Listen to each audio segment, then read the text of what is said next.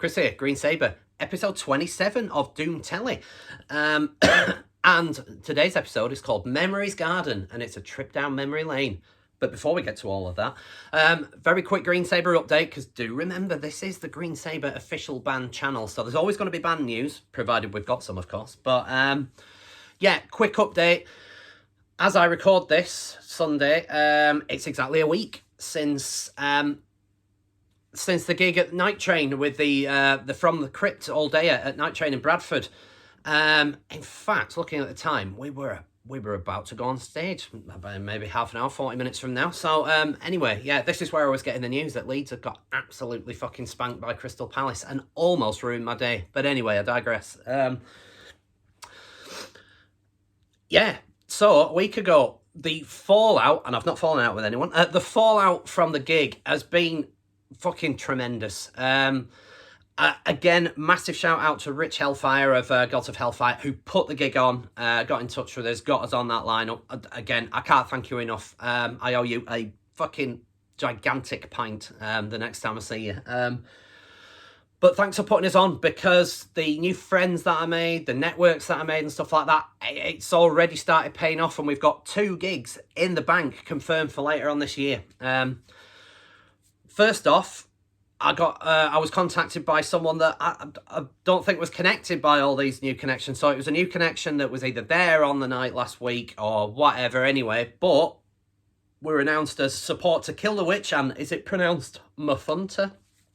I wasn't sure if it was Muffhunter. But anyway, Muffunter, Kill the Witch, Underground, Bradford, Sunday the 25th of June. We're confirmed as opener for that. Can't wait.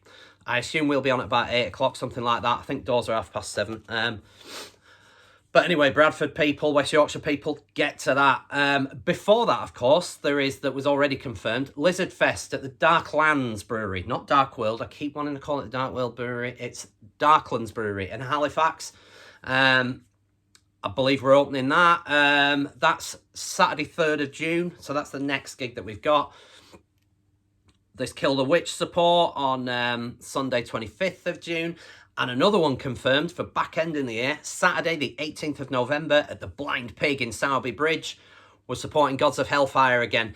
Lifer are on at that. World Chaos are playing with us at that one. I think we're second on the bill this time around. So we've moved up by 1. So we've truly arrived, people. Can't wait for that. Again, thank you, Rich, for putting us on that with you. So, yeah, already the the wheels are turning.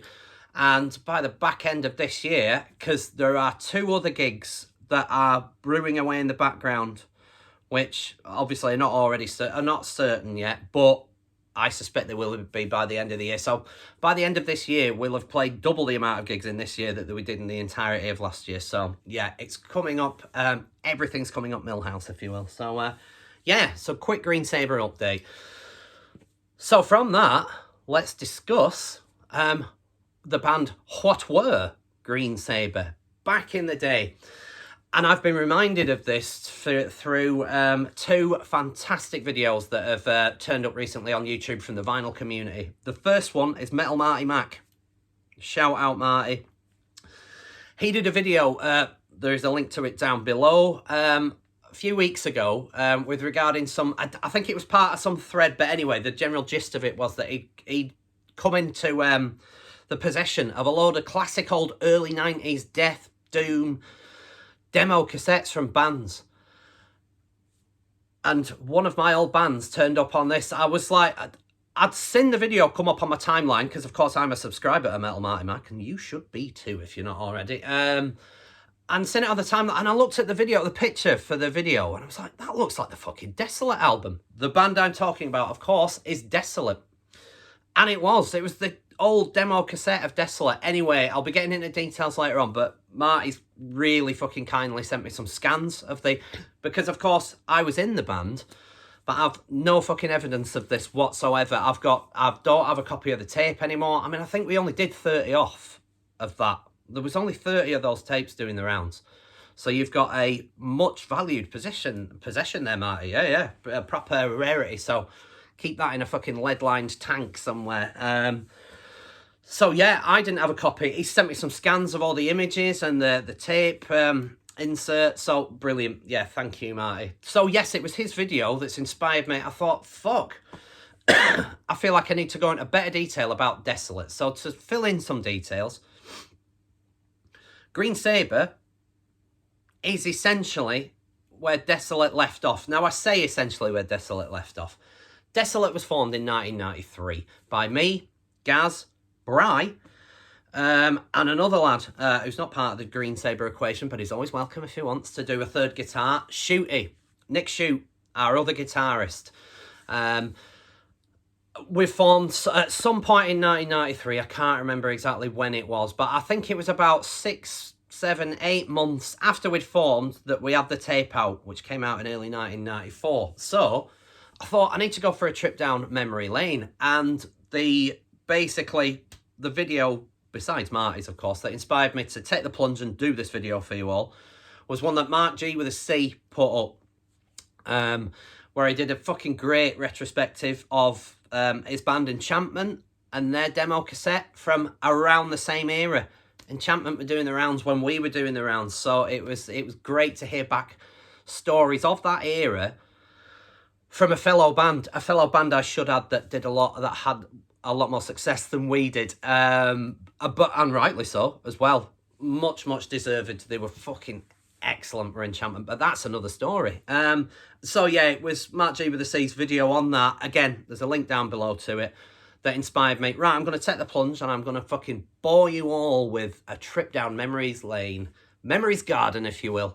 And that nod to Trouble will become apparent shortly. So, thanks to those two videos, I thought, right, I'm going to do a retrospective. So, again, as I just explained, Desolate is what was Green Sabre now. The only difference is we've got Rossi on bass in Green Sabre. Now, the interesting fact there is when I left Desolate in 94, Rossi replaced me on guitar. So there is a thread there as well. The Lancaster music scene's all very incestuous, so we all kind of knew each other. And yeah, so all of Green Sabre have been a part of Desolate at some point. So let's discuss Desolate. 1993 we formed. Again, I can't remember exactly when it was, but I think it was about 6 to 8 months approximately before we did the demo cassette. We were all old friends from the metal scene in Morecambe and Lancaster. Now, me and t'other guitarist Shooty had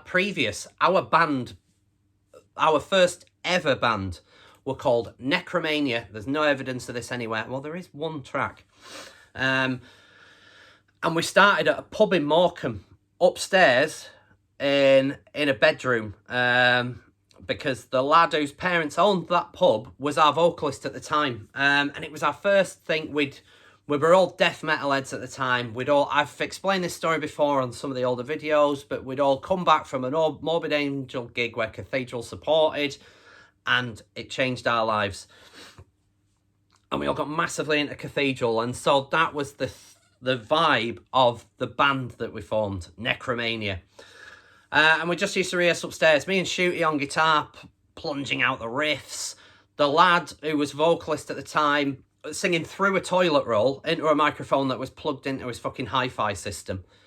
It sounded amazing. I don't know how that would have ever worked live. We never found out because we never did a gig. And at the time, my brother was on bass for us. I don't know why I did the finger picking thing. He was very much a plectrum guy. But the laughable thing was he didn't last long on bass because I don't think his heart was in it.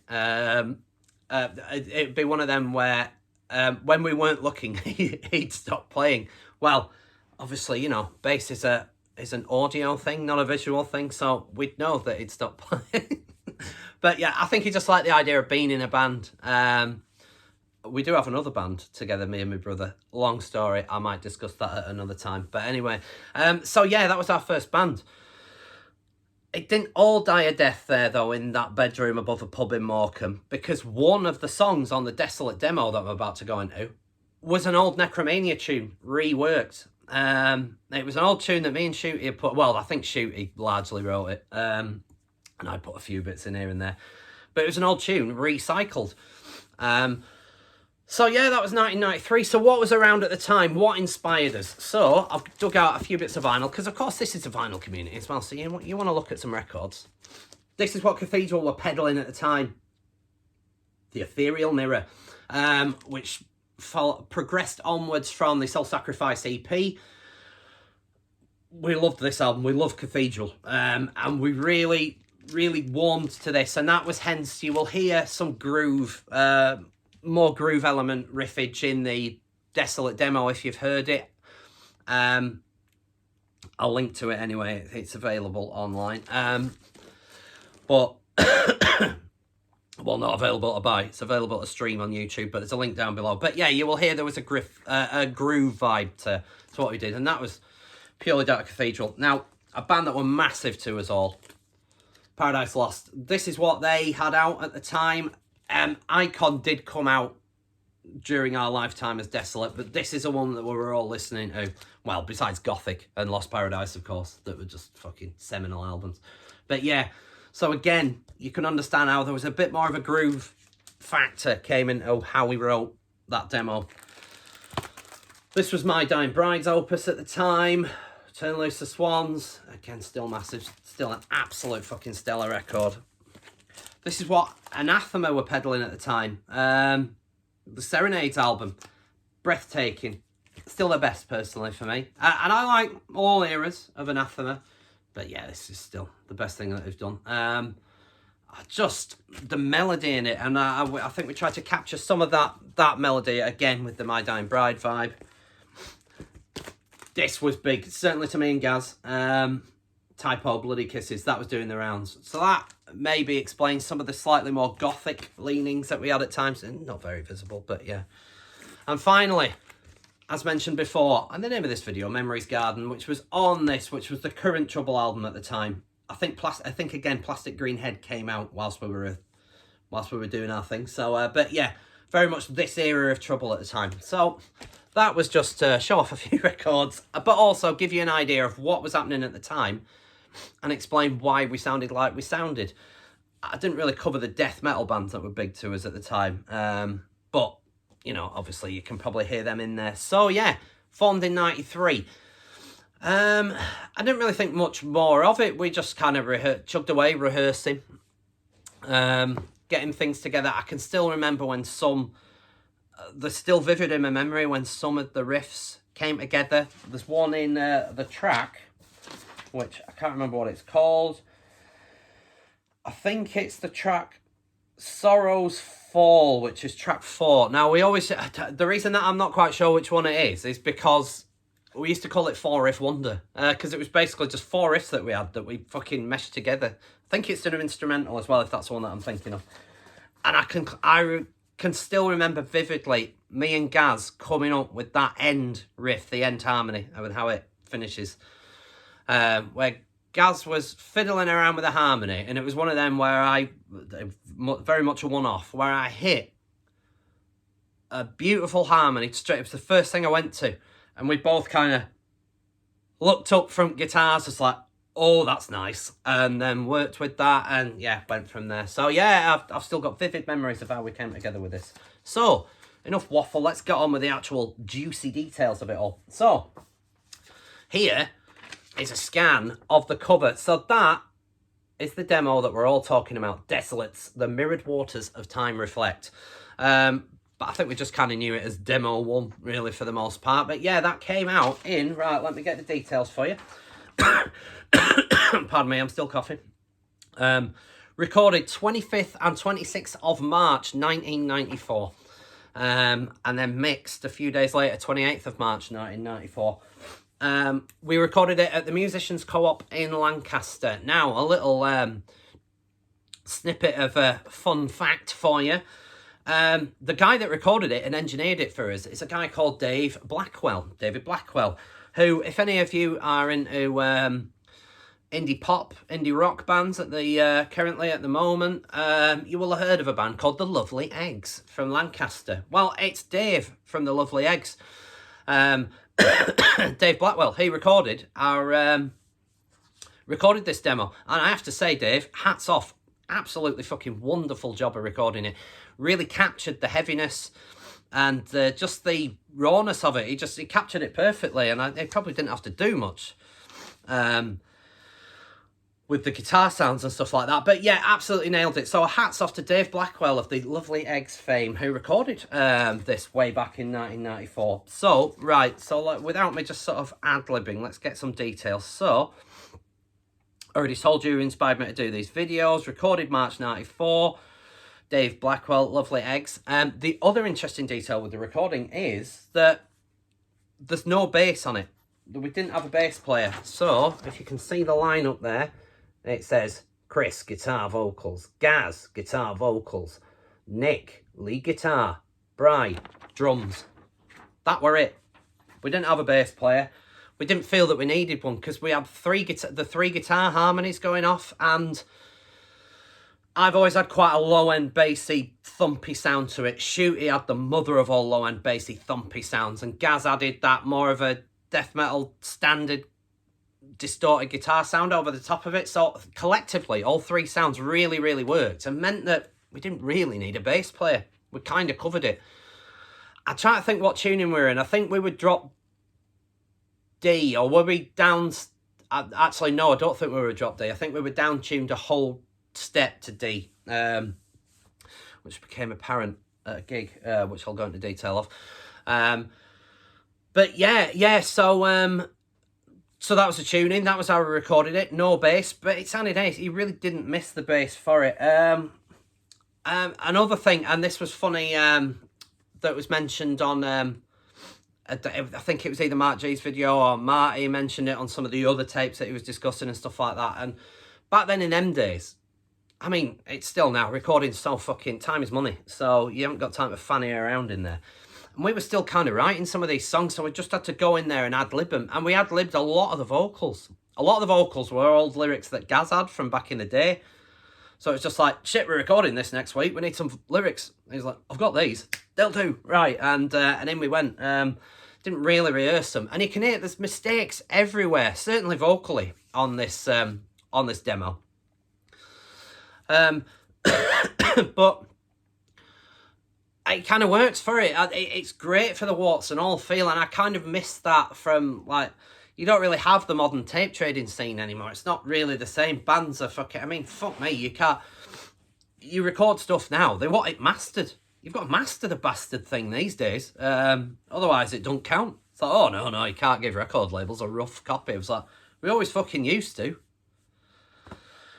Anyway, that's another whine for fucking kids nowadays. But honestly, fuck me, the hoops that you have to jump through now just to get a fucking label to put out. You're like, yeah, we'll put out your stuff for illustrious name. You have to do every bastard part of it, costing you thousands of pounds that you don't have. But anyway, so yeah, that was the difference back then. You could submit a tape like that and get away with it. And we did get away with it because it made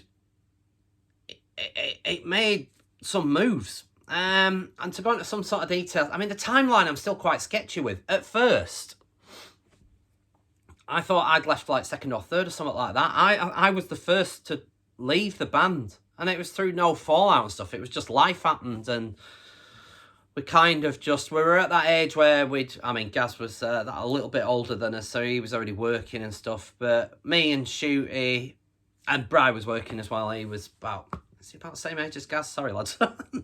Well, you know what we're like with birthdays. Fucking useless. But yeah, me and Shooty were in the same year at high school. Almost a lot of the same classes as well.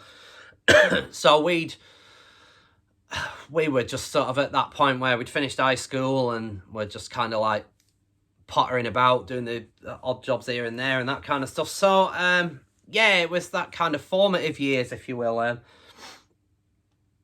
But I can't remember what detail I was going to go into then. But yeah, essentially it was a sort of, so that was what we were doing at the time, and it was popular. That's what I was going to say. We made traction straight away. Now, Gaz was part of the tape trading scene back then. There was a guy called Dave the Bastard who put us in. I forgot to dig it out. I mean, it wasn't Desolate. It was one of my other bands at the time that was in there. But Dave the Bastard, whose surname I cannot remember, so sorry if you're watching or if anyone knows him. He did a fanzine called We're All HIV Positive. That was the name of it. I don't know how many issues came out, but I know that one of my bands was in one of them. And Gaz knew him. And Dave was a huge tape trader back in the day. We used to meet him outside at Queen's Hall and Rio's at gigs all the time. So Gaz already had an in with the tape trading scene, and a few contacts over Yorkshire way. None of us really had other contacts apart from Bry, who at the time was the drum tech for Keith Baxter out of Skyclad. So whenever Skyclad were away on tour, Bry went, because he was the drum tech. He was the main fucking guy behind Keith there. And I remember Bry telling me that when Skyclad toured with Paradise Lost, that Desolate tape was on the fucking tour bus most nights. Yeah, it was really popular. So, I mean, that fucking made me... me knowing then that my fucking idols in Paradise Lost were even listening... I mean, they could have said it was shit for all I care. With the fact that they were listening to it at the time, that were just... It was jaw-dropping. I couldn't believe it. I'd then heard that some of the guys out of My Dying Bride liked it. And it was just like, fucking hell, how's this happening? I don't understand it. I feel like that was our main chance. Now, on Mark G's video, Enchantment, the story has a happy ending and they got that deal with Century Media and stuff like that. It never worked out for us, and that's why we're trying it again this time. Anyone with any kind of label connection, please, for the love of Christ, tell them just one fucking album. I need the validation. I need to prove that I'm in my own head, that I'm good at what I do. And I just need it validating. Any old twat can fucking pile out CDs and stuff from their bedroom. I want an official release. I won't rest easy. I'll haunt everyone if I don't get that official release before I fucking die. But anyway, I've digressed. But yeah, so it was popular. And off the back of that success, and I still, barring the Green Sabre stuff, that I think is my current favourite thing that I've ever recorded. Well, it is. Desolate is a very close second. It really felt like we were riding the crest of a wave at the time. It felt like that momentum build and shift. And on into 94, we got our first ever gig out of it. Now, for all you West Yorkshire types that might have been there, I've met a few of you since that were there that night as well. Okay, here's a ropey old photocopy of the poster, but can you see that? Sears Tier with Desolate as support. That happened on the Friday the 16th of September 1994, and it was a place called the Zoo Bar in Halifax. That was our first gig, and I remember being nervous leading up to it. And yeah, it turned up now. Back in the days, I was a poor musician. I only had one guitar, and it was a fucking Jackson. I think I was playing like this blue Jackson, and it was one of them with a Floyd Rose on it, and I'd never got to grips with this Floyd Rose, because I just sort of thought, oh, that's got a whammy bar on it, I love that. I wasn't a soloist, I'm still not a fucking soloist. So it was a Floyd Rose. And in soundcheck, leading up to it, ding, string snapped. And it was kind of an important one. It wasn't like one of the fucking skinny ones from a solo that I wasn't going to need. I think it was the fucking B string that went, and it was like, fuck, that's kind of really vital. I didn't have any spares, and I didn't have a spare guitar, because I didn't have two guitars back then. Jesus Christ, people. And I had to borrow CS Tier, which some of you watching this will know, but still going, I think. They've got a page on Facebook, so follow them, CS Tier, Halifax band. But there was a guy on guitar at the time called Hamish, who since went on to My Dying Bride fame, Solstice fame, and current band, Godthrim. Fantastic band. Hamish was a guitarist for CST that night, and I had to borrow his guitar in order to play our gig. Now, bear in mind, before I mentioned that we would drop D, and I think the CST were just in like standard E at the time. So I had to start fannying around with his lock-in tremolo system on it. Anyway, I think I'd used the fine-tuners and got them right down to the absolute extremities. I don't think I had to fucking unlock it all and start fannying around with dropping the tremolo system into the fucking body and all that nonsense. We just about got away with it. So thank you very much, Hamish, for letting me borrow that. It was the sort of road-shaped white thing. Was it a Fernandez or something like that? Anyway, it was that guitar that I borrowed for the night. So anyway, that was as the original incarnation of Desolate, that was our one and only gig. And it was a blinder, and I think we did well. I've spoken to Lee out of Oakenthrone, who was there that night, because Lee went on to become Solstice guitarist for a couple of years around that period. Of course, Hamish was there that night in Sears Tier.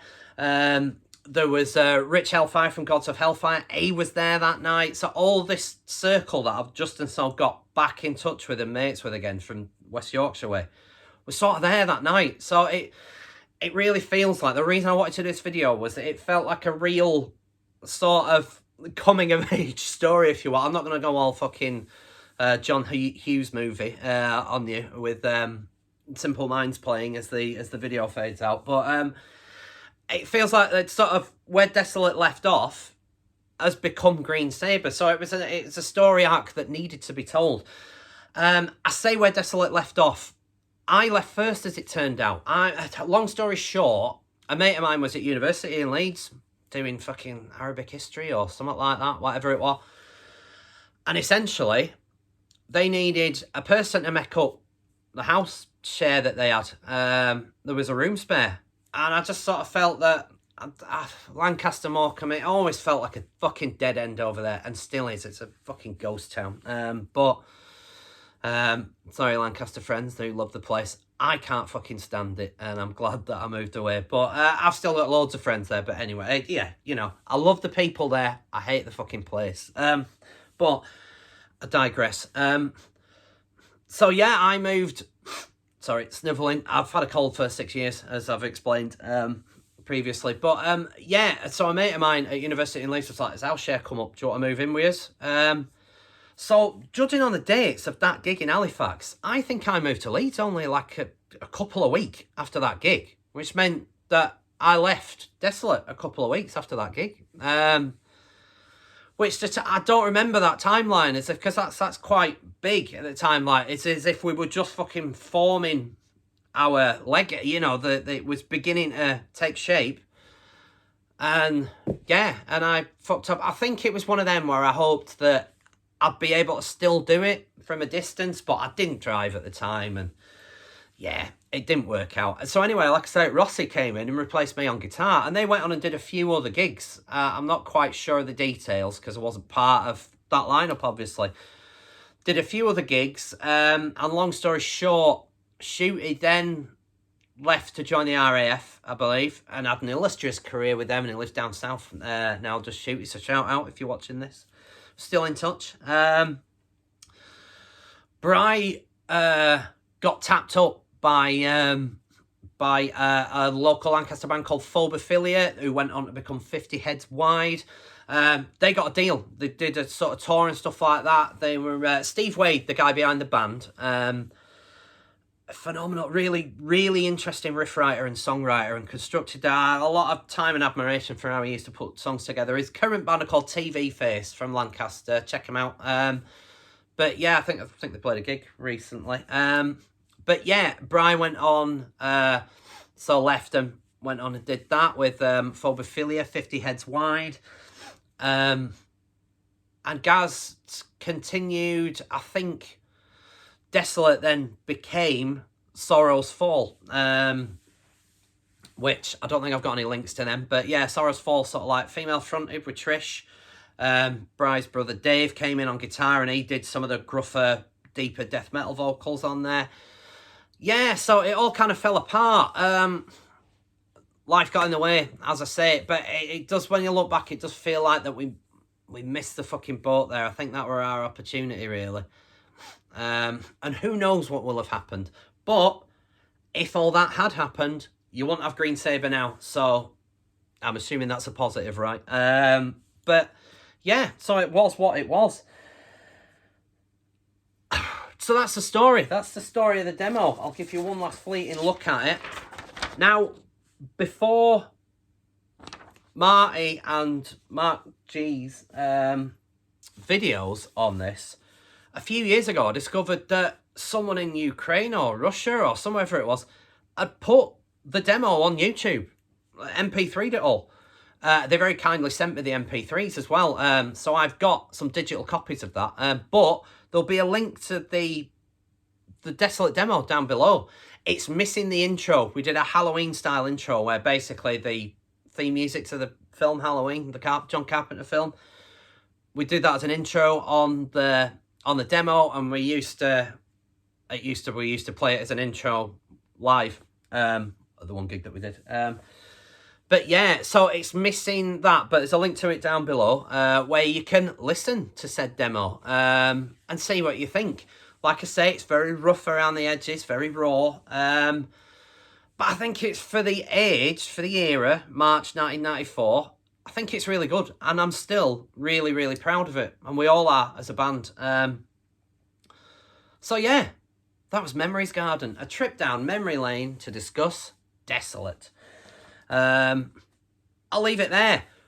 Next week's video will probably be back to some level of normality. I've already made some lists. I've been inspired by Cloudy Milder's been putting on a lot of videos about best album covers of the 80s, and he's been doing it year by year, and that kind of inspired me to do best albums of each year from when I got into metal. So I'm busily compiling those, so watch this space. The other one I'm gonna do is, I forget who it was, but I'd seen Death Metal D. Daryl, shout out. He'd put on a video which I think is part of a thread about Discogs randomizer. Is that something that Marty did? Anyway, whoever originally did this, you'd have to do the 10 just randomised on Discogs. I've done that, randomised, and it's not a bad list. No cheating either. I did the 10 that came out, and it's quite a good mix, actually, that it did. So I was quite happy with it. I thought, so it might be that video next week. Anyway, one or the other, it'll be one of them that I've been inspired by recently. So, without further ado, let's wrap this up. Again, thanks for watching. Thanks for liking and subscribing. My subscribers haven't altered though in a week, so come on, people. The fuck?